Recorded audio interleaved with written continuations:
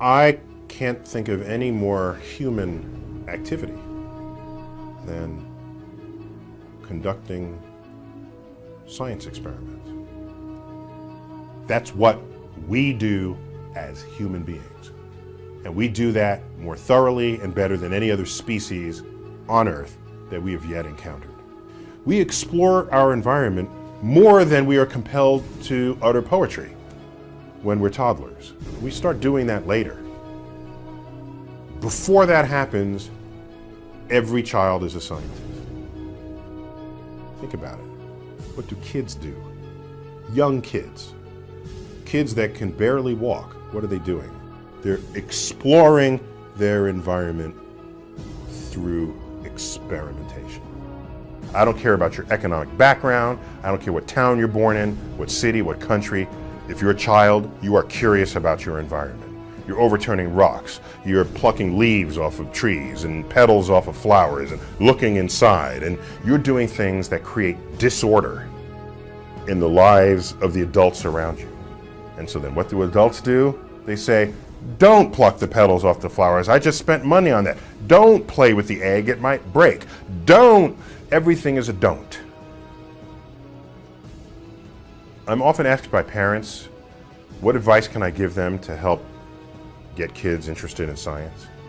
And I have only one bit of advice. Get out of their way.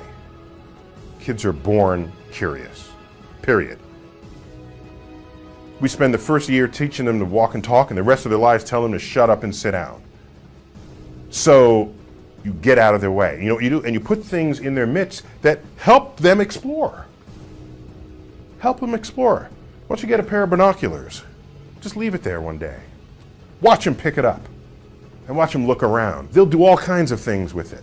For me, at age 11, I had a pair of binoculars and I looked up to the moon. And the moon wasn't just bigger, it was better.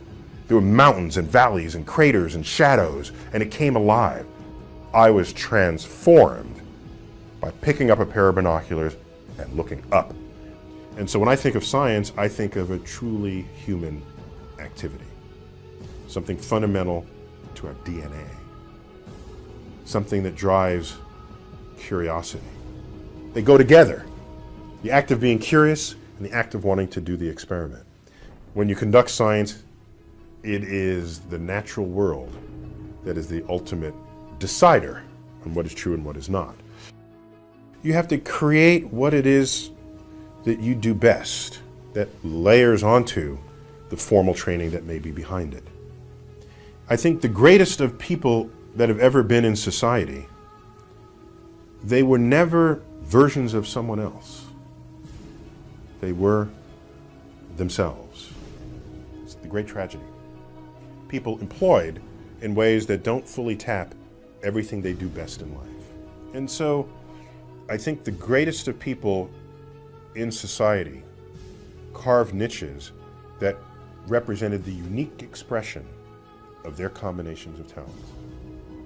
And if everyone had the luxury of expressing the unique combinations of talents in this world, our society would be transformed overnight.